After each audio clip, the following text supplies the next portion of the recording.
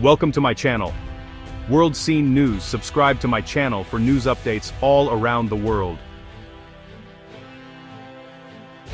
For generations, the North American auto industry has operated like a single powerful engine. A car sold in California might have its engine assembled in Michigan, its transmission built in Ohio, and its final assembly completed in Ontario.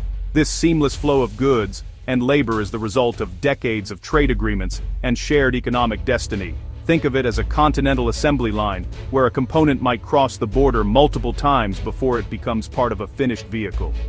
It allows car makers like Ford, General Motors, and Stellantis to leverage the unique strengths of different regions. But this engine, once thought to be indestructible, is now showing signs of serious strain. The first major crack in this once-strong automotive alliance appeared in October 2025, catching nearly everyone off guard. For decades, the partnership between Canadian workers and global automakers had seemed unshakable, a source of pride and prosperity for entire communities. But that autumn, a single announcement would upend lives and send ripples far beyond the factory gates. The news hit like a thunderclap, sending a shockwave across Canada. In towns where the auto industry was the economic backbone, families gathered around kitchen tables, anxiously discussing what the future might hold. Local businesses braced for the fallout, knowing that every lost job would echo through the community. Stellantis, the multinational parent company of Jeep, Ram, and Chrysler, revealed it was shifting Jeep Compass production from its historic Brampton, Ontario facility to Belvidere, Illinois. The Brampton plant, once a symbol of Canadian manufacturing strength, suddenly faced an uncertain future. The decision was part of a sweeping $13 billion investment in the United States, aimed at modernizing American plants and creating 5,000 new jobs south of the border. For U.S. workers, it was a moment of hope and opportunity, but for Canadians, it felt like a door slamming shut. The move was hailed in Illinois as a major economic win, with local officials touting the influx of jobs and investment. But in Canada, the mood was somber. As the reality set in, 3,000 well-paying unionized jobs would vanish almost overnight. For the workers and their families, the loss was more than just a paycheck. It meant the end of a way of life, the unraveling of decades of hard-won security, and the fear that their community might never recover. The sting was even sharper because, just 2 years earlier, Stellantis had stood before cheering crowds and pledged to keep Brampton running as a 3-shift Jeep plant. That promise, celebrated with handshakes and headlines, had given hope to thousands. Now that promise was broken, leaving workers feeling abandoned and betrayed by a company they had helped build. The sense of betrayal was made even more bitter by the fact that Canadian taxpayers had invested millions to support Stellantis, believing it would secure jobs for years to come. Now, as protests erupted and politicians demanded answers, many wondered if the trust between Canada and its automakers could ever be rebuilt. The reaction in Canada was not just disappointment, it was a wave of disbelief and outrage that swept across the nation. People from all walks of life, workers, business owners, and everyday citizens, felt a deep sense of betrayal. The news hit hard, sparking a firestorm of protests and heated debates in communities from coast to coast. It was pure, red-hot anger. The sense of injustice was palpable as Canadians took to the streets, demanding answers and accountability. Social media exploded with messages of frustration, and the air was thick with tension as people voiced their fears about the future. Lana Payne, president of Unifor, Canada's largest private sector union, became the voice of this outrage. She stood before the cameras, her words echoing the anger of thousands. Payne didn't hold back, channeling the raw emotion of workers who felt abandoned by both corporate leaders and political decision-makers. She accused Stellantis of breaking a sacred promise to Canadian workers and their families. In a passionate speech, she called on the government to fight back, not just with words, but with real action. Tariffs, legal challenges, and every tool at their disposal were now on the table. Payne's message was clear: Canada would not be pushed around. The Canadian government responded with equal force.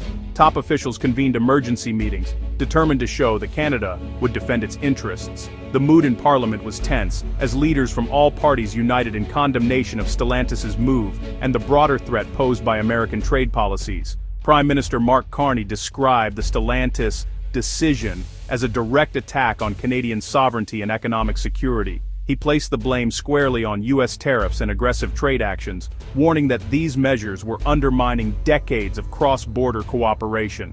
He warned that future investments in Canada were now uncertain, citing protectionist U.S. policies as a major threat to the country's economic stability. The sight of empty factory floors and shuttered gates became a stark symbol of what was at stake. The message was clear: the increasingly hostile trade environment created by the United States was making it nearly impossible for companies to invest in Canada. Every truck stopped at the border. Every new tariff was another blow to Canadian industry and workers. Behind the scenes, Canada's government began preparing for a fight. Legal teams pored over trade agreements, strategists mapped out responses, and officials reached out to international allies. The battle lines were drawn, and Canada was ready to defend its future, no matter the cost. While Canada reeled from the shockwaves of new American trade policies, Washington was unapologetically blunt in its intentions. The mood in the U.S. Capitol was one of steely resolve, with officials making it clear that the days of compromise and quiet negotiation were over. The Trump administration doubled down on its protectionist stance, confirming Canada's worst fears and sending a chill through boardrooms and government offices across the border. There was no attempt to soften the message or offer reassurances. Instead, the administration's rhetoric grew sharper, emphasizing that American interests would come first, no matter the cost to its closest trading partner. At a high-profile summit in Toronto, Commerce Secretary Howard Lutnick made headlines with a statement that left little room for doubt. He declared the administration's explicit goal to drain vehicle assembly out of Canada and bring those jobs back to American soil. The message was as direct as it was unsettling, signaling a dramatic shift in cross-border economic relations. This was more than just tough talk. It was a clear declaration of a new American trade doctrine.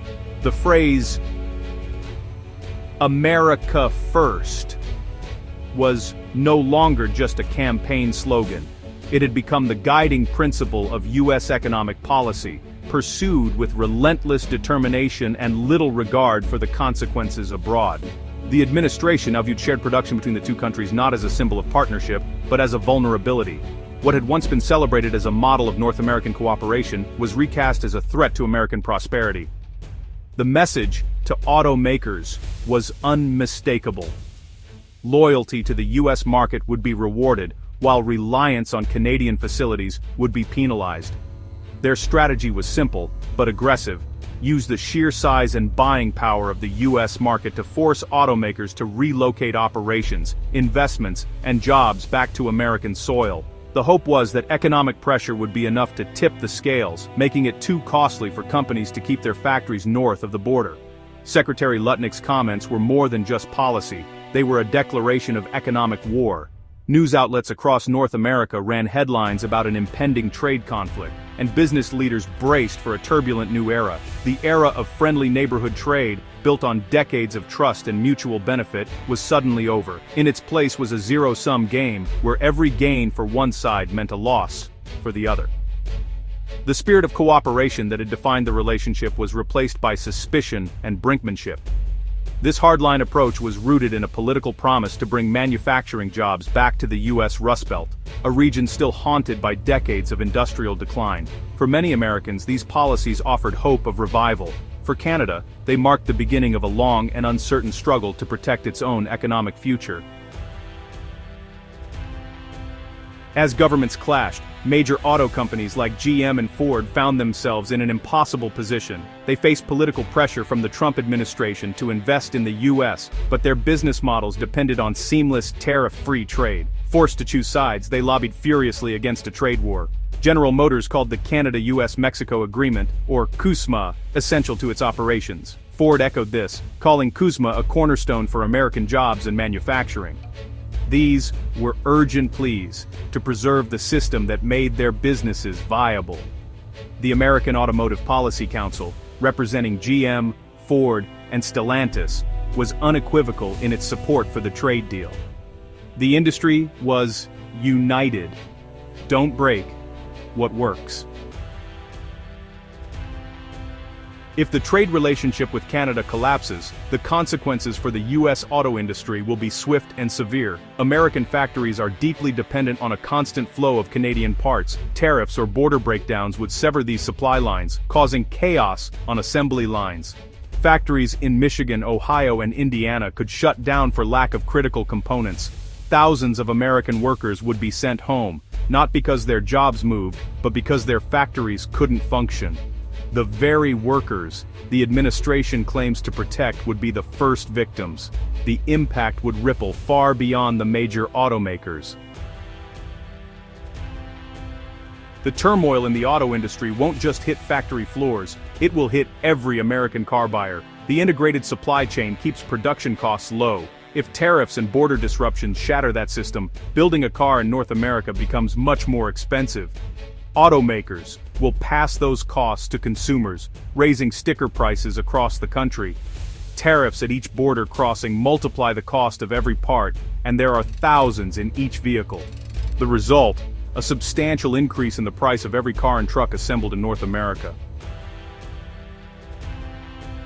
At the heart of this crisis is the fate of the Canada-United States-Mexico Agreement, or CUSMA. The agreement requires a mandatory review in July 2026, a high-stakes moment where the deal could be renegotiated or cancelled. Any member country can withdraw with just 6 months' notice. This looming deadline has turned the trade deal into a political time bomb. President Trump has openly considered dismantling or renegotiating CUSMA for more favorable U.S. terms. This rhetoric has created profound uncertainty, chilling investment across North America. Even the threat of annual reviews could damage investor confidence for years to come.